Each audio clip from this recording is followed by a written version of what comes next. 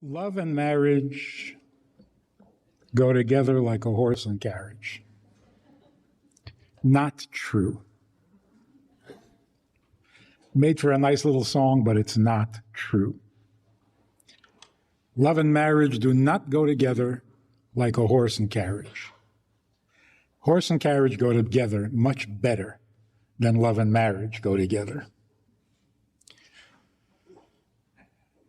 It's shocking. But the thing that is ruining marriages all over the world is love.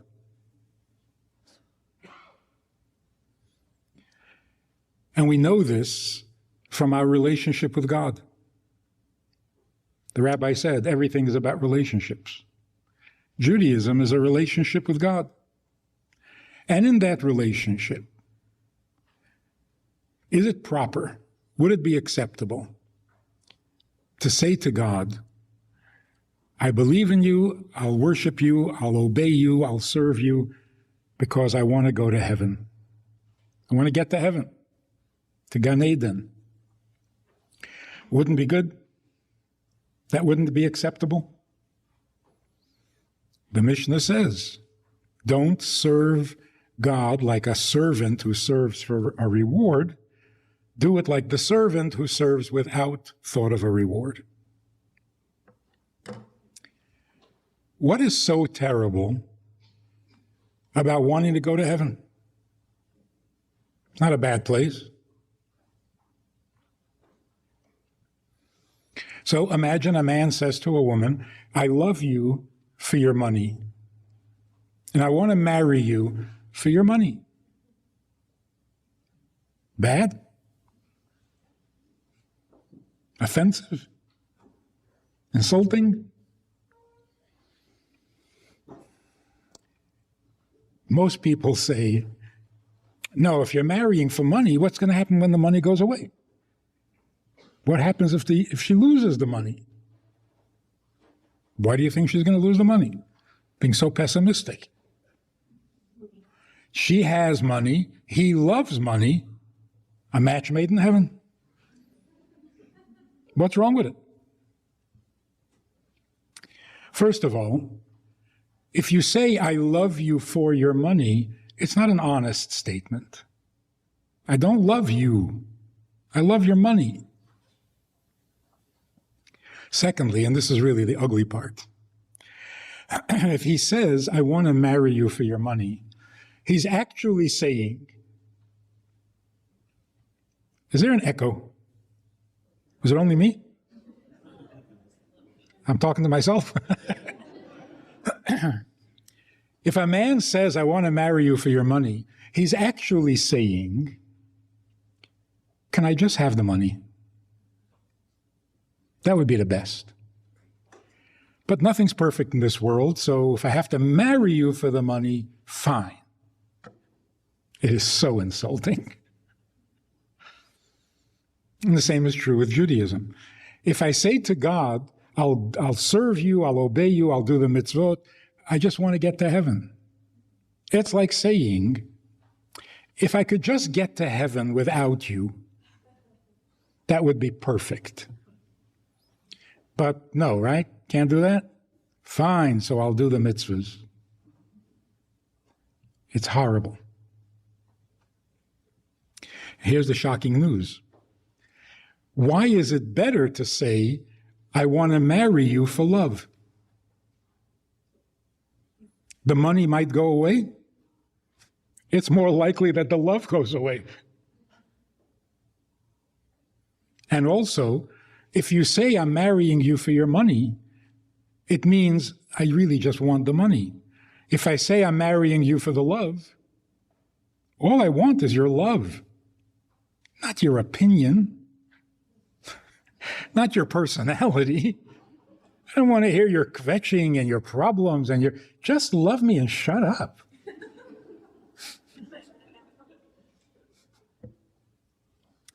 So I want to tell you what the problem is.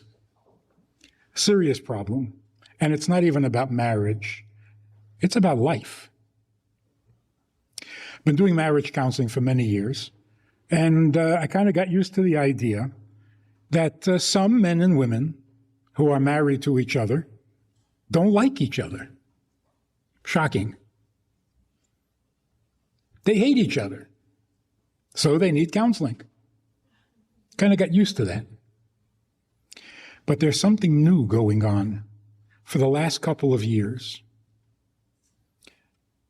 Good marriages, successful marriages, people who have no complaints about each other, actually say that they feel all alone in the world, individually. This woman is married, she has no complaints to the husband, the marriage is successful, the marriage is fine, but in a quiet moment, she feels like she's all alone in the world. This is not a marriage problem, this is a life problem. Because when you have that feeling, and it's a horrible one, your immune system crashes and you become vulnerable. It's really a health hazard. In England, where they have socialized medicine and the government has to pay if you're not feeling well, they are desperate. They started a whole department in the Ministry of Health to deal with the problem of loneliness because it's costing them a fortune. You don't have to admit it, but there was a song back in the 70s. It was a very popular song. Piano Man. Yeah? So there's a brilliant line there. It says, they're sharing a drink they call loneliness, but it's better than drinking alone. The problem is not loneliness, which you can share. The problem is aloneness. You can't share that. What is the cure to aloneness? Marriage. Torah says, therefore should a man leave his father and mother, cleave to his wife, and become one. It's the only relationship in which you are actually one. You have to leave your mother and father, even if you have a wonderful relationship, but you're not one with them, because they have each other. If they don't have each other, that's a whole different problem. But they have each other. You're number 3, or 4, or 6, or 12. The only relationship in which you are one is marriage. So when marriage is not taking away that feeling, when marriage doesn't cure aloneness, there's something seriously missing, something fundamental.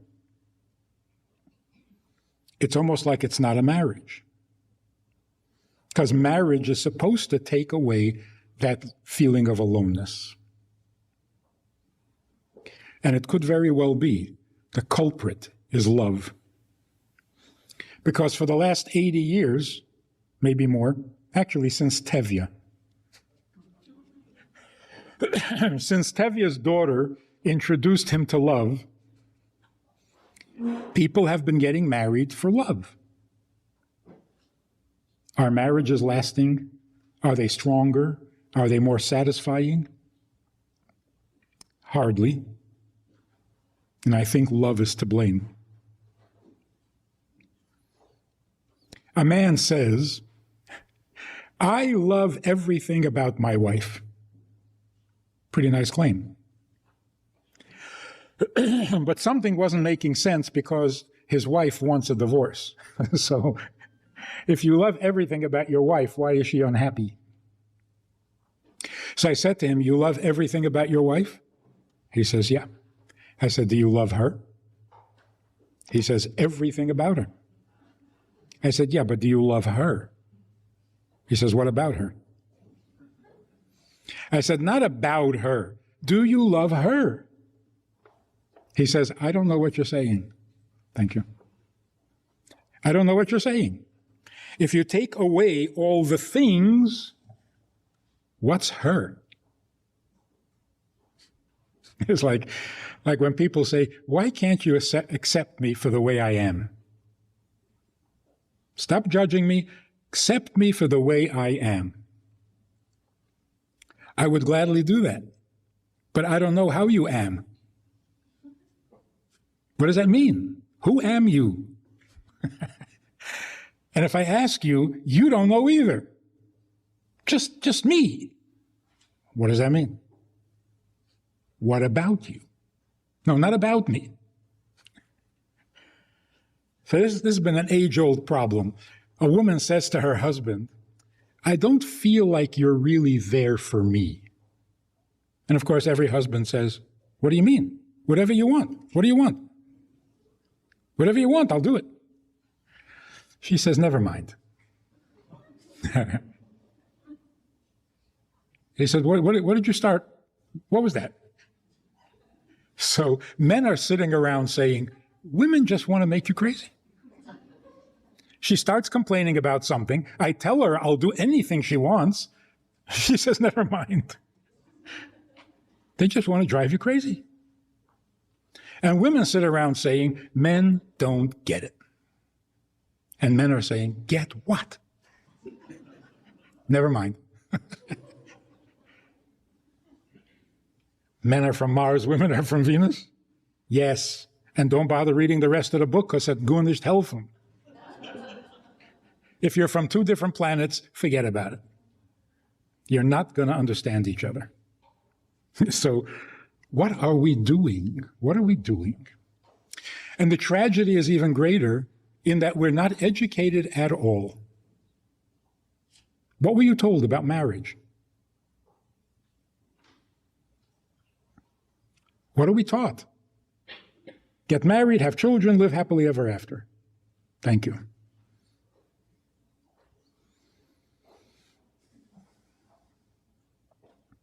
There's a huge difference between things and people. Pornography is the objectification of people, treating people like an object, like a thing.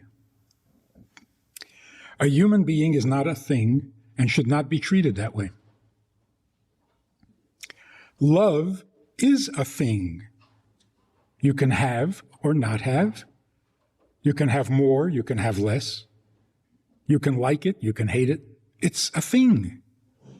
If you marry someone for love, you are not married to the person, you are married to the love. And that's why if the love disappears, you don't know what this person is doing in your house. Who invited you? I just wanted the love.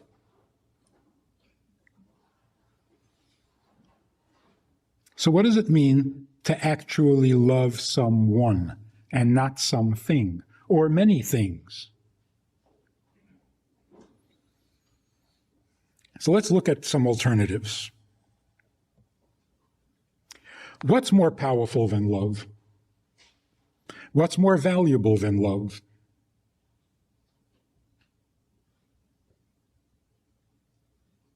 In America, nothing. Love is everything. In fact, God is love. Christian idea. But if God is love, then love is God. If you're worshiping His love, you're not worshiping Him. So it's interesting that since we are the chosen people, God's favorite of all time, do you remember anywhere in the Torah where God says, I love you?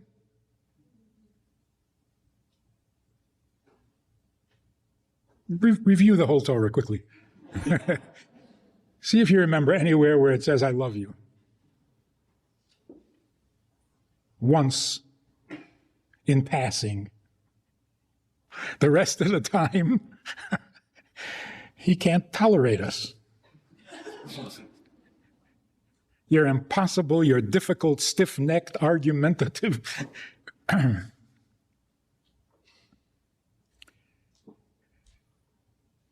What is more powerful than love? You see, love is not in itself important. The way it really works is that when someone is important, you ought to love. It's the right feeling for the people who are important in your life. So, for example, big mitzvah to love God. See how important love is? No. You see how important God is. So why should you love God? He's already important in your life. What are you going to do? Might as well love him. He's not going anywhere. It's a mitzvah to love your fellow Jew. See, love makes the world go round.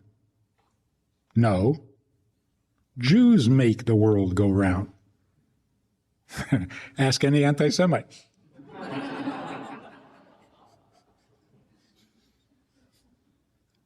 So love is the proper spirit in which to conduct a relationship with those who are important. Those who are important that you don't love, they're still important. You know, you can hate your brother, but he's still your brother. And those you love who are not important in your life are still not important. Love does not impart importance. It's an arrogant concept. If I love you, you're important. When I stop loving you, you're nothing. Terrible. Love does not make things important. Otherwise, chocolate would be the most important thing in the world. You love chocolate, and it's still not important.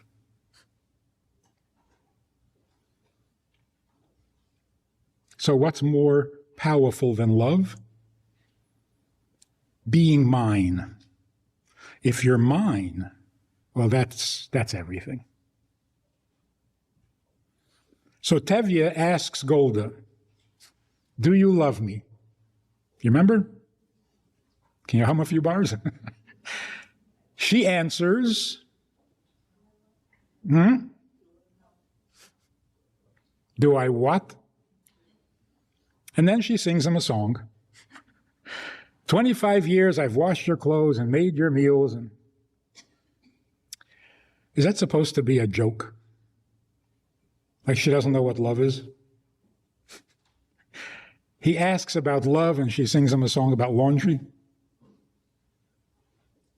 Actually, he's the immature one. Golda is wise. And she says to him, do I love you? Am I giving you my love? For 25 years, you have me. All of me. Probably including the love.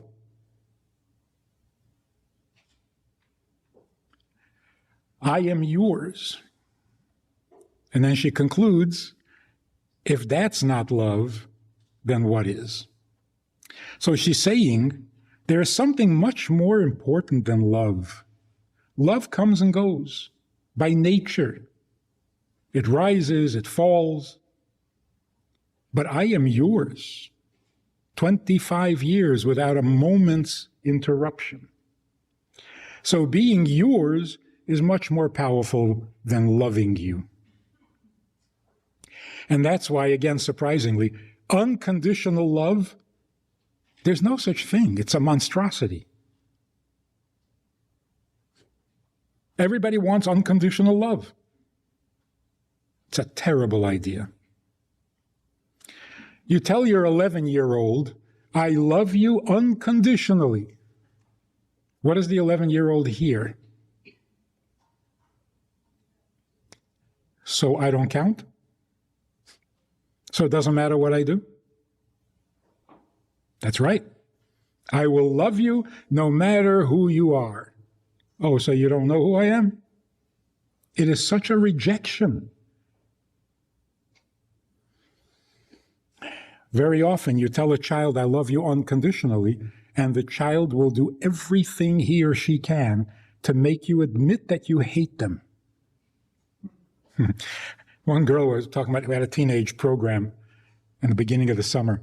And one of the girls said, "Oh no, my mother loves me even when I'm bad." I said, "You haven't been bad enough. Try a little harder." And by the way, when it reaches that point where a mother hates her child, it is the worst hate in the world. It's dangerous. So yes, it's rare, but it certainly can happen. So what is love? Love is a response. I'm reacting to you. If you decide I'm going to love you no matter what, you're not reacting to me anymore. It's not a relationship anymore. Love is supposed to be a relationship. So what is unconditional? What's unconditional is fact. I am your mother unconditionally. I will always be your mother. Unconditionally. You know how unconditionally? I am your mother even when I hate you. And right now I hate you. But I'm your mother. That's much more powerful. I'm yours, you're mine. That's never going to change. And that God does say about us. You are my people, and I can't get rid of you, even when I hate you. And that's reassuring. There's another very powerful word, more powerful than love, and that is home. What is a home? The home is when you walk in to your home, you are where you belong.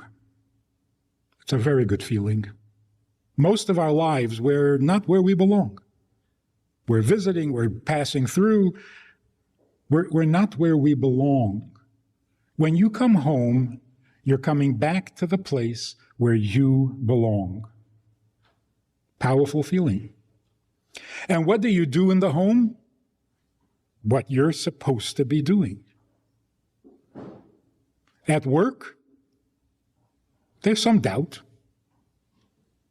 It's very nice when you have a career that you know this is what you're supposed to be doing. Not everybody has that. And then who are you with in this home? The person you belong to. So if we put it in more personal terms, when you come home, there's no place else you'd rather be. There's nothing else you'd rather be doing. And there's no one else you'd rather be with. That's kind of heaven. That's what heaven feels like. When the soul goes back to being a soul, it's home. It's where it belongs. That's heaven. A soul that comes back to heaven but doesn't feel like it belongs, you know what that's called. Huh? That's hell.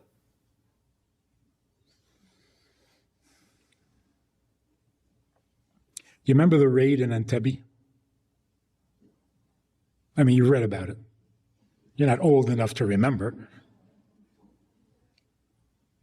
Terrorists hijacked an airplane on Air France, landed in Entebbe in Uganda. There were 300 and some passengers on the plane.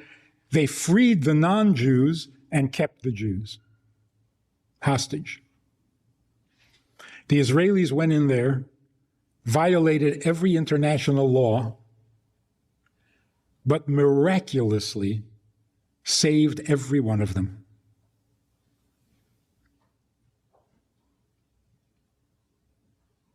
What did the soldiers say?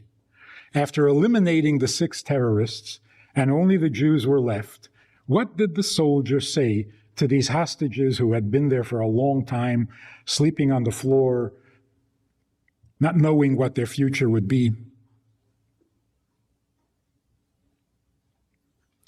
Spontaneously, instinctively, these soldiers said the most perfect thing they could have said. Perfect. They said, let's go home. Is there anything else more powerful they could have said? Imagine if they had said, we came to save you because we love you. It would have been horrible. It's like the Mickey Mouse song. Why? Because we love you. It was the perfect thing to say. Let's go home. So this is what home should feel like. Not, I love it here. I belong here. And if I'm where I belong, doing what I should be doing with the person that I'm meant to be with, what's not to love?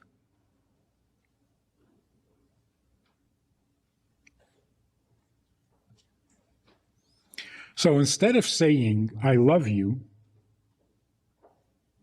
which could be a very selfish little sentence, because it begins with I. Once you start with I, how good can it be?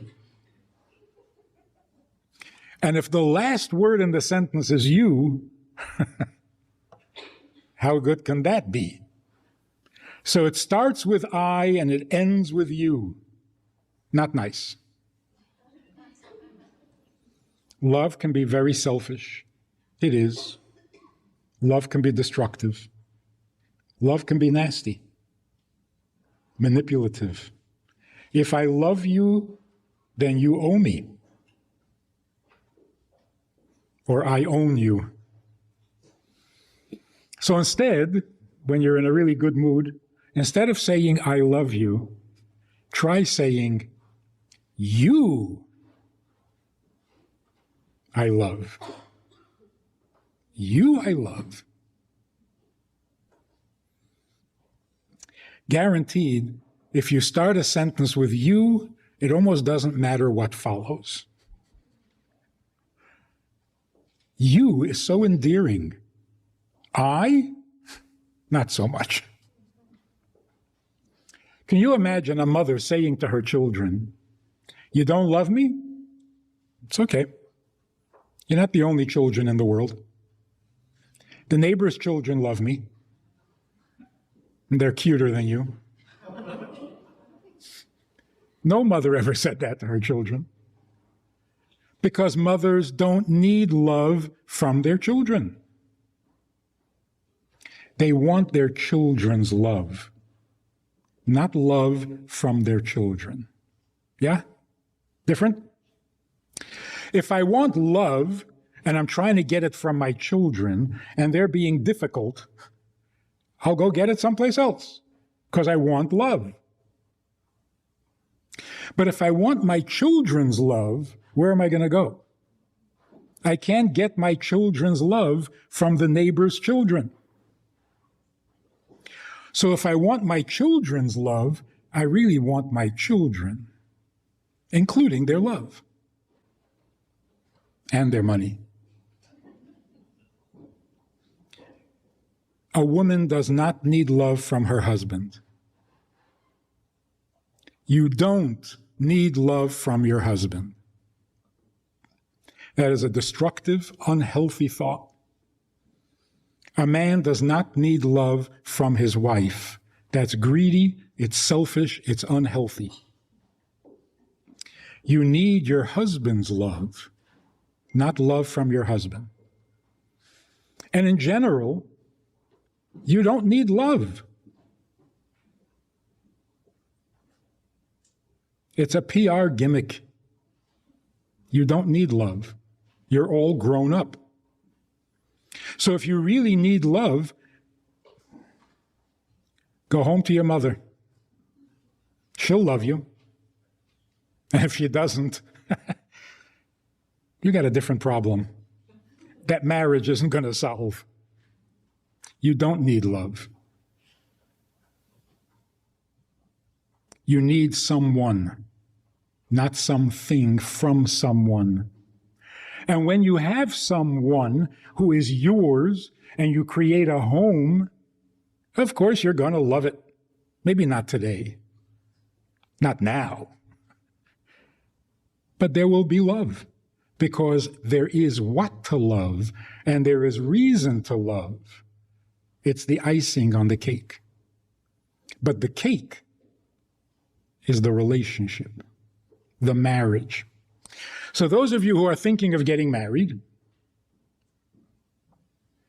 the first thing you ask the person you meet, and it's never too late to do this even after you're married, you meet somebody, the first question you want to ask, the first thing you want to determine, the most important thing you need to know is, do you love marriage?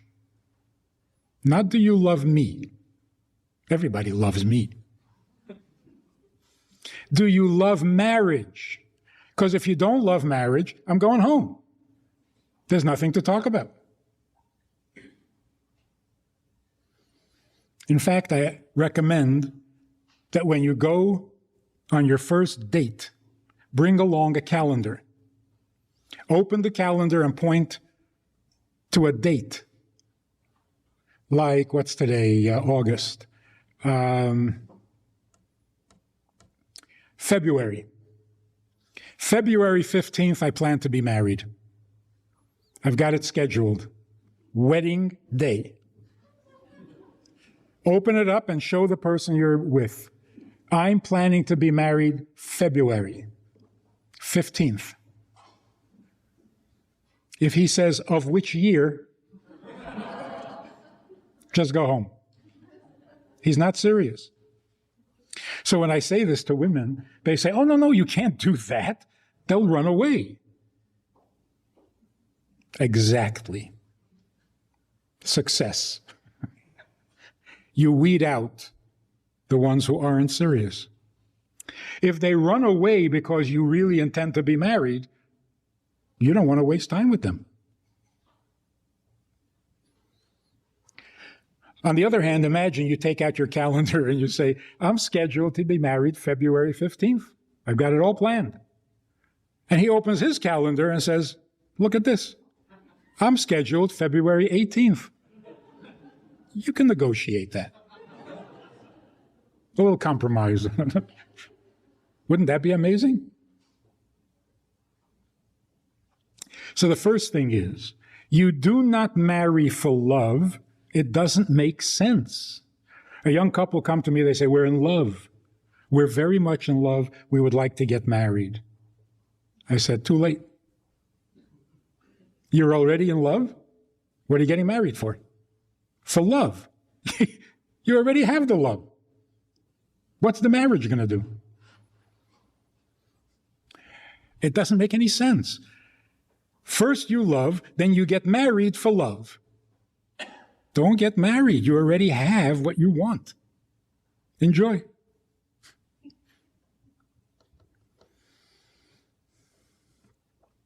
You get married for marriage. What a brilliant idea. You get married so that you'll be married. That doesn't sound like a good idea? Then don't do it. So if a man says to a woman, I'm not the marrying type. I never really liked the idea, but you are so fantastic. You're so special. I'd marry you. Take the compliment, but not the offer. Don't marry him. First of all, you're not that special. Secondly, if he's marrying you because you're special, you're in trouble. Because as soon as you're not so special anymore, it's over. Never wanted to be married. So the first thing is, marriage doesn't need justification. It doesn't need to be prettied up. Marriage is a wonderful, holy, powerful, civilized thing to do. You don't need to enhance it by calling it love. Like making love. Here's a disgusting expression. Making love? No, you're making a baby. You know anything about biology? You're making a baby, you're not making love. Why do we call it that? Because we think it's disgusting. What am I? You think I'm just having sex? I'm not an animal. I'm making love. Oh, well. That's beautiful. Which I really never understood. If you think it's disgusting, why are you doing it with someone you love? Do it with someone you hate. How does calling it love fix it? The truth is that if it's just sex, it does need to be prettied up. But if it's intimacy, which is what happens in marriage, nobody needs to enhance intimacy by calling it love. Because intimacy is more powerful, more holy, more real than love. So what does intimacy mean? Intimacy is the ability that people have to merge with each other through the process of elimination. When you eliminate and remove all things that come between you, you will become one. And the reason, if you need to know, the reason is because you were once one, and something separated you. Something. Get rid of that something, and you will be one again. Like 2 drops of water next to each other on the table. Isn't water supposed to flow? How do you have 2 drops of water? What keeps them separate is the air pressure. What is it called? Surface tension. It's surface tension that keeps the shape of the... Now, what will it take for those 2 drops to become one? Almost nothing. Touch it. Just break the tension. There will not be 2 drops. It will be one. If we remove the things that separate us, we are essentially one. Our souls are one because the definition of marriage is a reunion of 2 parts of the same soul. Not a union. Anyone can make a union. 2 men, 2 women. Anyone can make a union and live happily ever after. But it's not a marriage. Marriage means a reunion, which is kind of a miracle. God somehow guides the events that you meet each other, recognize each other, and are reunited. That's true of the soul. It's also true of the body.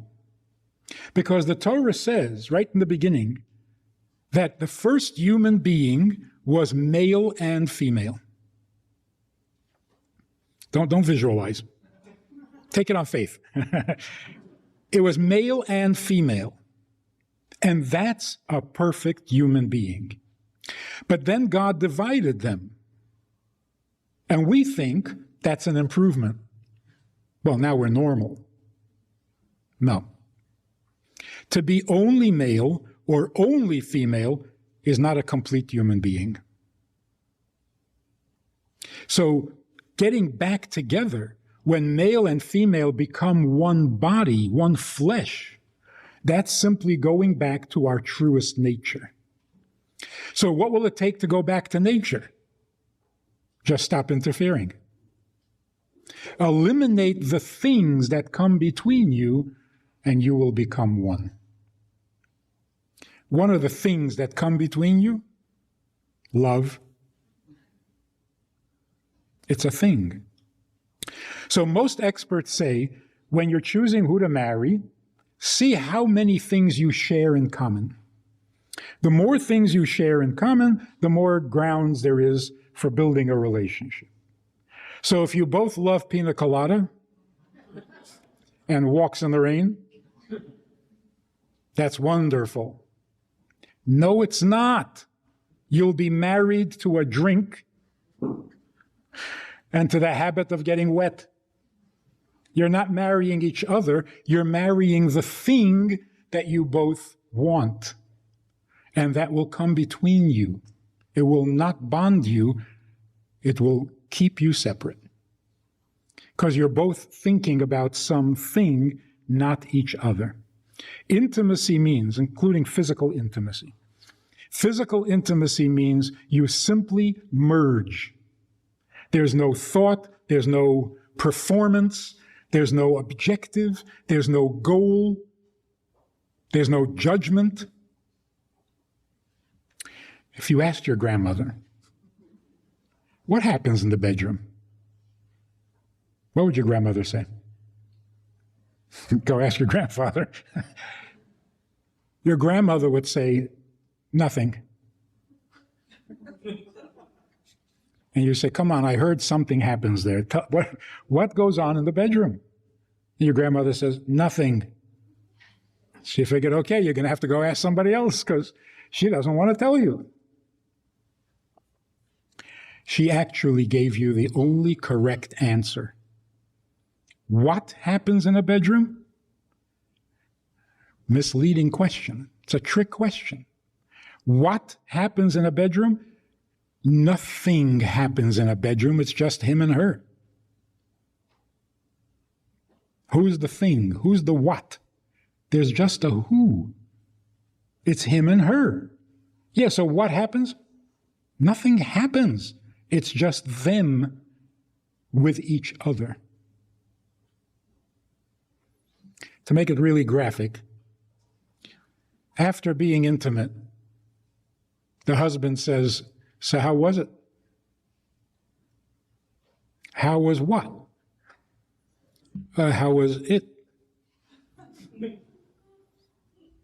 There was an it in the room? I thought it was just us. There's a love triangle going on here. Who invited an it? What's an it? And secondly, you're asking? You weren't there?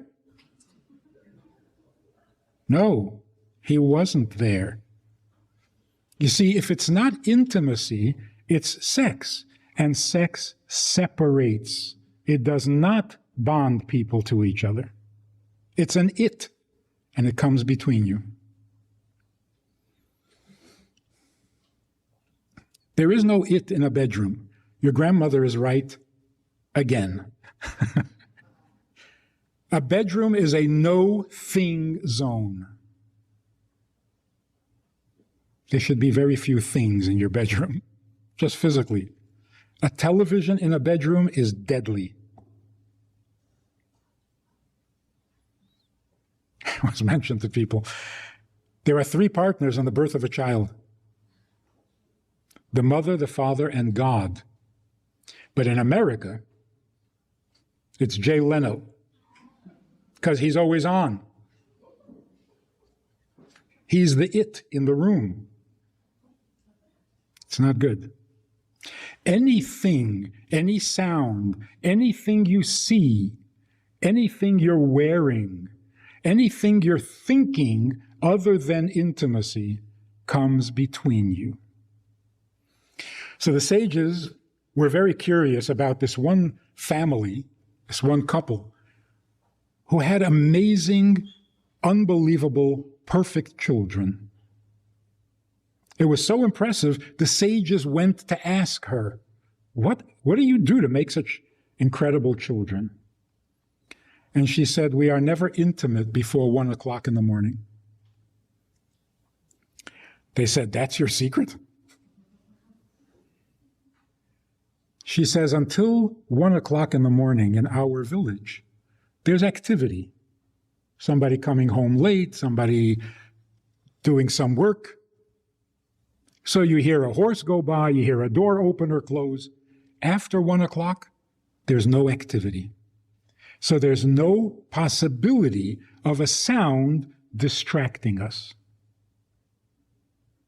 Which means that when you're being intimate and you're conscious of a sound outside, you've ruined it. There is something in the room.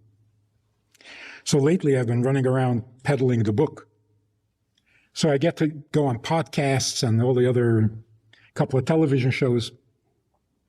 And some of the interviewers are like the furthest thing you can imagine from anything modest, edel, traditional. And to talk about intimacy. And they say, what's a practical suggestion that you can give people? I say, never be intimate with the lights on. Always in the dark. And these people who you would never expect it from them, they're like, wow, yeah, dark. You remember all the old shows, I Love Lucy and all the rest? When they were going to be intimate, what was the last thing they did? Turned off the lamp from their separate beds. They turned off the lamp and you knew they're going to be intimate. And that's not because of television censorship. That was the normal behavior in all of America. When you're intimate, it's in the dark. That was the norm. Who changed it? Who introduced having the lights on? Pornography. Because it's hard to take pictures in the dark. And now it has become mainstream. But if you just think about it for a second. Dark, so you see no thing. Quiet, you hear no thing. And you say no thing. Keep things out. What are you going to be left with? Each other. That's intimacy. If you're angry at each other, don't even try to be intimate. All the experts say, if you're angry, be intimate. You won't be intimate. You'll be doing something. You won't be there for each other. If you're a little tipsy, don't be intimate, because you're not present. If you're not fully awake, don't be intimate. You know the Me Too business that's going on? Yeah, you know? Men are not nice to women, whatever, right? So women are objecting. Now, some people say the problem is men don't respect women. We have to do something to get men to respect women. That's true. But that's an old problem. And some of the men who are found guilty or accused of misbehavior, they do respect women. They do. Others say that the problem comes from the abuse of power. If a man has power, he'll abuse it. Well, so will a woman. The abuse of power is also an old problem. Today, we're experiencing something else. Back in the 60s, men and women decided that intimacy deserves no respect. Free love. Free. Free of what? Free of responsibility, free of commitment, free of seriousness, free of meaning, free. And it sounded like a good argument because so many people were uptight and incapable of anything romantic. And they said, relax. It's fun. Have some fun. What are you getting so uptight about? Men and women. So what we have lost is not the respect for women. It's the respect for intimacy. Intimacy is awesome.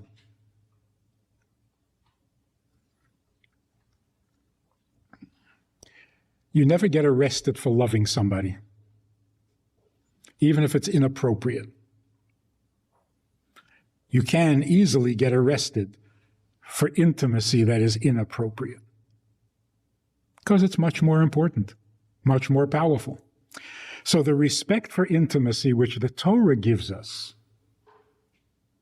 adds to the respect for women. It makes the whole relationship respectful. So let me end with this story. I was a teenager, and I'm standing, if you read Doesn't Anyone Blush Anymore, you know the story. I'm standing on the street in Brooklyn on Kingston Avenue talking to one of my favorite teachers, a brilliant man who you ask him a question and he understands the question better than you do, and he gives you an answer that doesn't leave any room for doubt.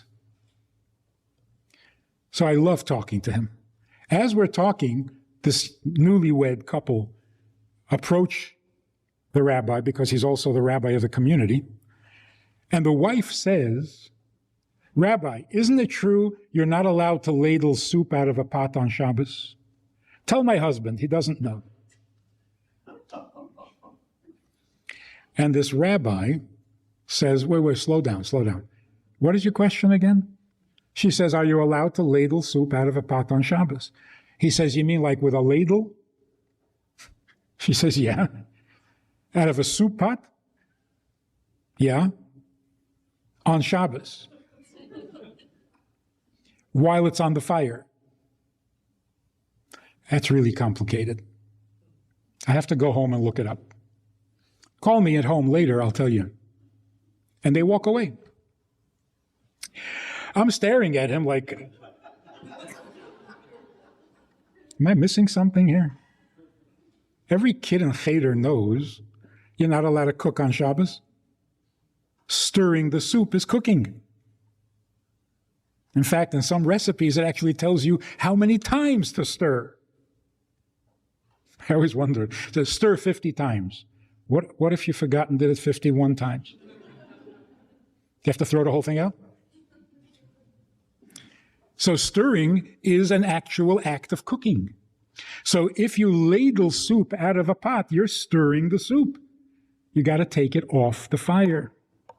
So I said to the rabbi, I said, what's so complicated? Why didn't you tell her she's right? And he says, and make her husband look bad to her? You're not allowed to do that. That made such an impression on me, because he did it so instantaneously. Just went into this dumb mode. Like, wow, complicated question. The respect for marriage, the respect for intimacy, we got to get it back. It's an awesome thing. So partial intimacy, half-hearted intimacy, absent-minded intimacy, don't do that.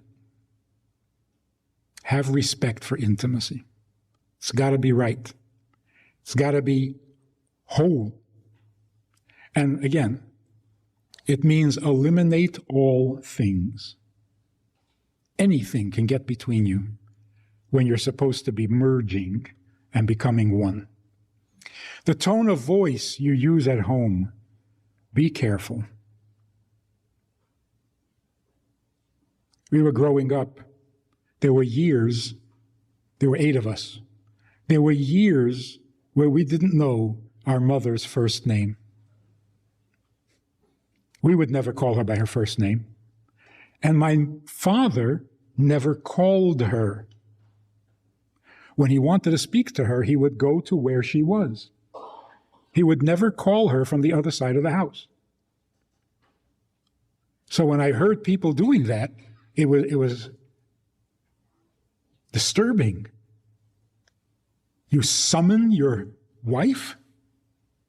And some actually say, and if you're guilty of this, I'm sorry, people actually say, get over here. That's how you talk to a spouse? That's not the right tone. It's not the right words. Shouldn't even say that to your children. Well, maybe, okay. You can say it to your children, not to each other. You want to say something, have the decency to go to where the other person is and talk.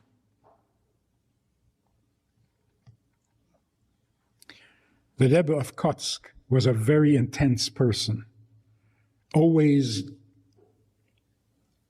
looking for the absolute honesty and truth. And people thought that he didn't know his Chassidim very well. They were very surprised when he described one of the Chassidim with great insight into his personality, into his emotional makeup. So they asked the Rebbe about another Chassid, and he described the other Chassid with great insight.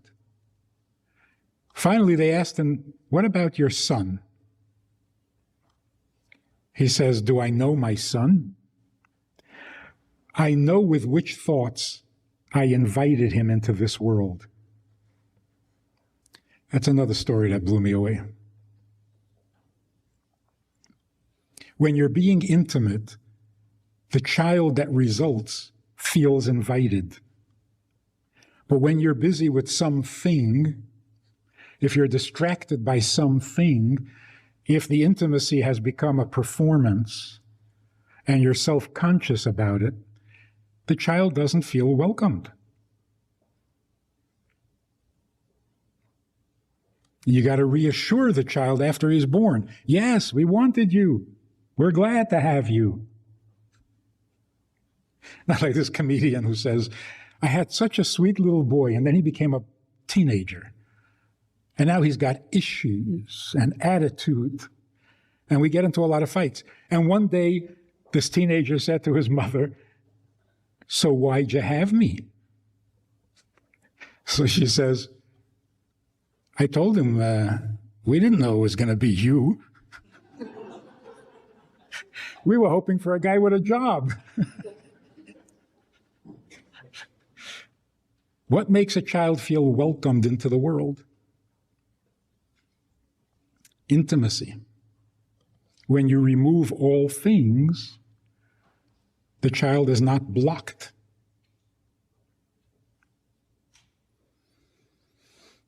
So, how do we get the power back into our marriages? The wow. And wow doesn't mean frivolous fun.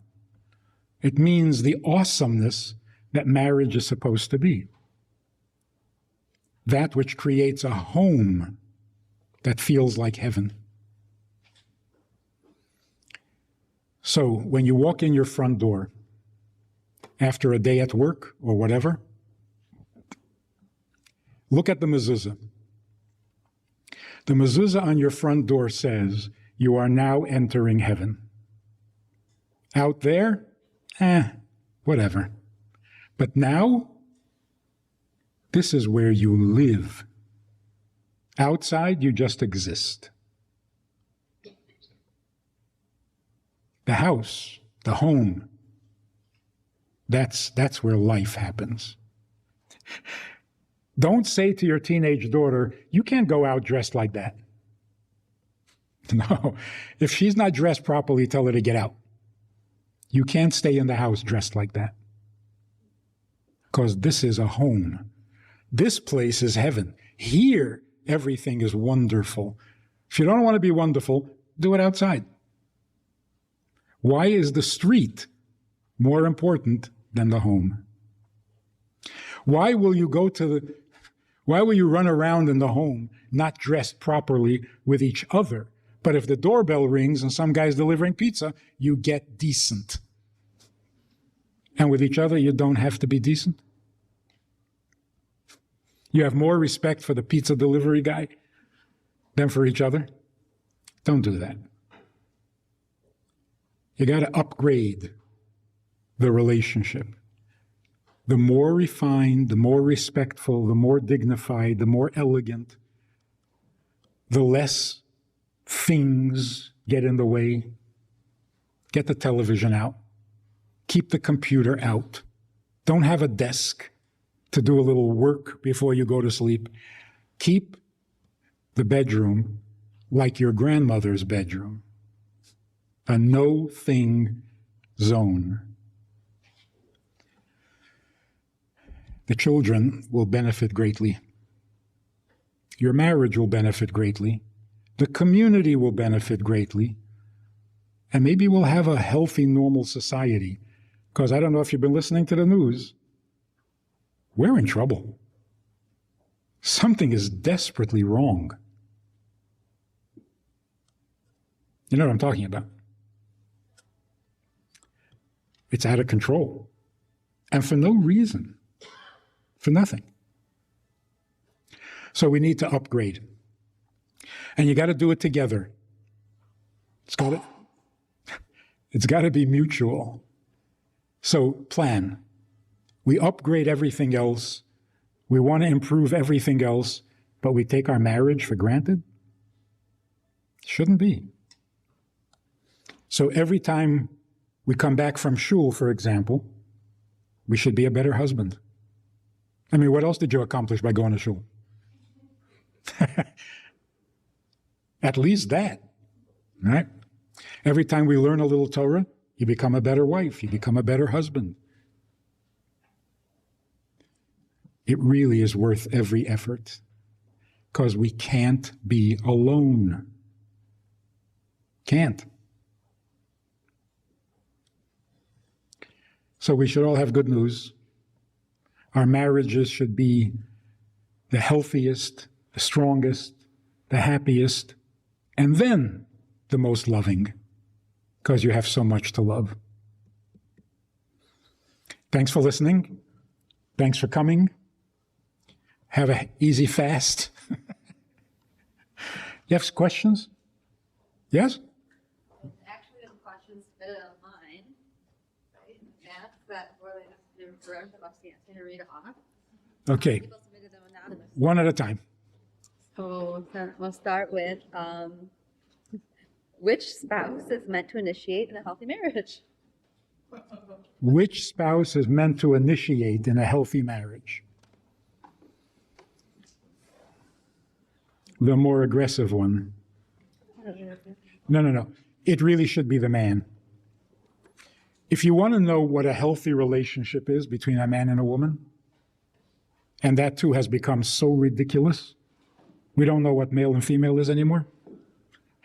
I was speaking with a group of rabbis.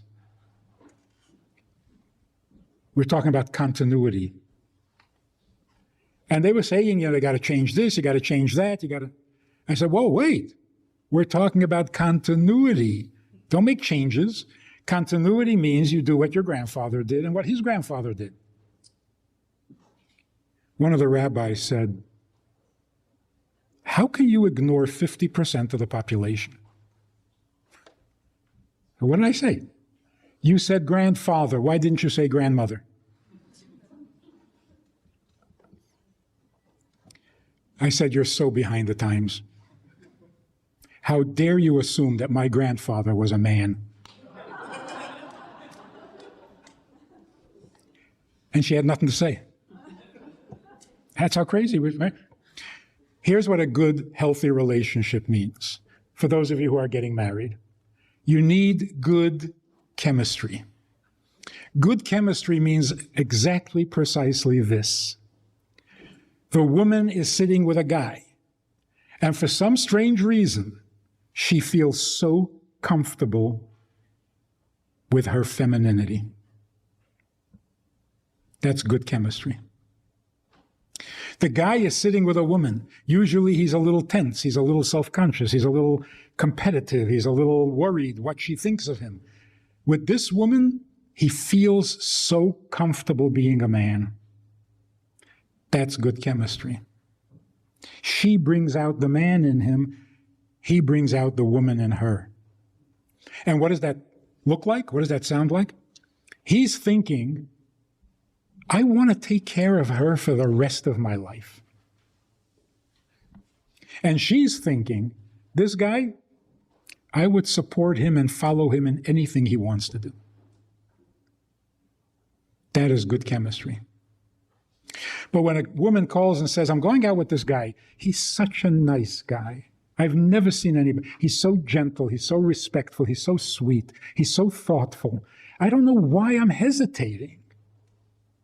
I know why. You should adopt him, not marry him. You want to mother him. He's so sweet.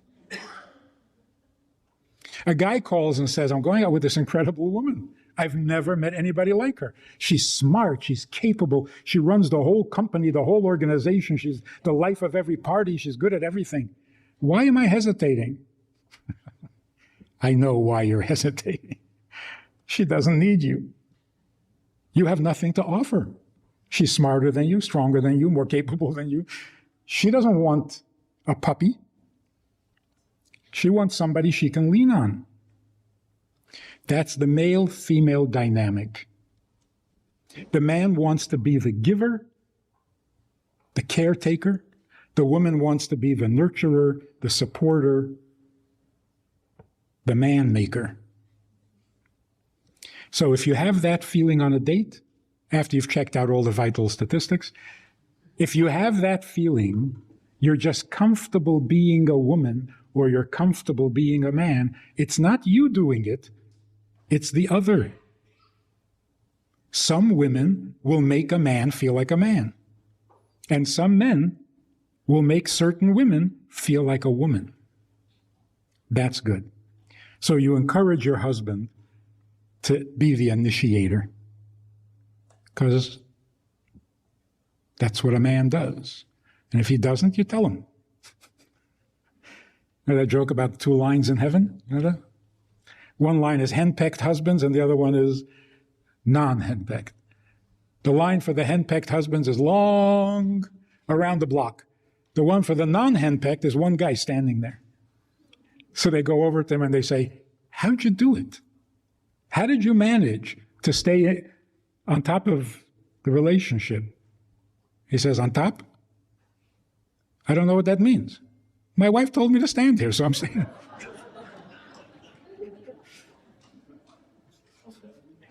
You don't want to do that. You always want to build up your husband. Listen, the worst thing you can say to your husband, they're not listening, just between us. The worst thing you can say to your husband is, never mind, I did it myself. Sounds innocent. It's terrible. I know you can open the jar yourself. Don't. I know you can take out the garbage yourself. Don't. So who should initiate? The man. And if he doesn't, tell him to initiate. Another question, what advice do you have for older singles who are trying to date to get married? Same advice as for young people. It's just a little harder to make room for another in your well-established life, in your set patterns and so on, habits. But it's the same idea. Work through a shadchan. Believe it or not, it is still a wonderful idea. Just the two of you? Not good. Not good.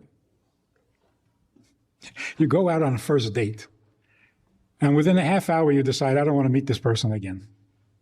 But at the end of the date, the person says, so should we get together again on Monday? And you don't have the heart to say, no. So you, okay. You're getting in deeper than you want to be. It's uncomfortable. It should never happen. You go out on a date, you call the shadchan, you say, I would like to see him again. And he says to the shadchan, I'd like to see her again. Then the shadchan says, there is another date. Otherwise, there is no other date. That way, nobody gets hurt. There's nothing murky. There's nothing confusing. There's no misunderstandings. It's really nice. Wait, we'll do one more. What advice do you have for couples who've been married for a long time to keep the spark alive? The same comedian with the kid says, people are always, I've been married for 30 years, she says, and people always ask me, what is the secret to a long, happy marriage? Well, I can tell you about long. She says, I made a vow till death do us part. I didn't think it would take that long. You're married a long time. That's an amazing thing. You may not even be aware of how bonded you are with each other. On the surface, it may seem that there's been tension, there's been whatever. You've shared life for 30 years? That is awesome. You didn't bother to enjoy it. You didn't stop to appreciate it, but you have it. And that is really amazing. So celebrate it now. The oneness doesn't get old. Things get old. But a relationship doesn't get old. It only gets deeper to where you become so merged, you can't tell where one begins and the other ends. Instead of being the love of your life, you become the pleasure of each other's life. And that's everything. You can't be without each other. That's a good thing. That's success. So a long relationship is not a problem. It's a blessing. Just enjoy it more. A question from the crowd. If a child asks, will you always love me? How are you supposed to respond? If a child asks, will you always love me? What should you say? You should say, well, if you want me to. If you're lovable, I'll love you. If you're a nuisance, then I'll be angry at you. But I'll always be your father. I'll always be your mother. Children actually want to hear that. They're not afraid of being scolded or being disciplined, criticized. They're not afraid. They're afraid of abandonment. So you have to reassure them that you will never abandon them, even when you're in a bad mood. That's what they want to hear. They know they're going to be bad. They're not angels. They want to know what's going to happen when they're bad. And if you say, well, I'll love you anyway, that doesn't sound believable. And it's not. Children are not stupid. So don't play games. Talk to children like they're intelligent. Because today's children are. Be honest with them. One last little story. A guy calls me from Israel. He's got a problem. His 12-year-old daughter got it into her head that God is angry at her. And nothing they tried helped. They went to psychiatrists, they went to rabbis, they went to Kabbalists, they went to voodoo, nothing helped. So he calls me, I don't know him, and he puts her on the phone. So I said, God is angry at you? She says, yeah. I said, I'm so jealous.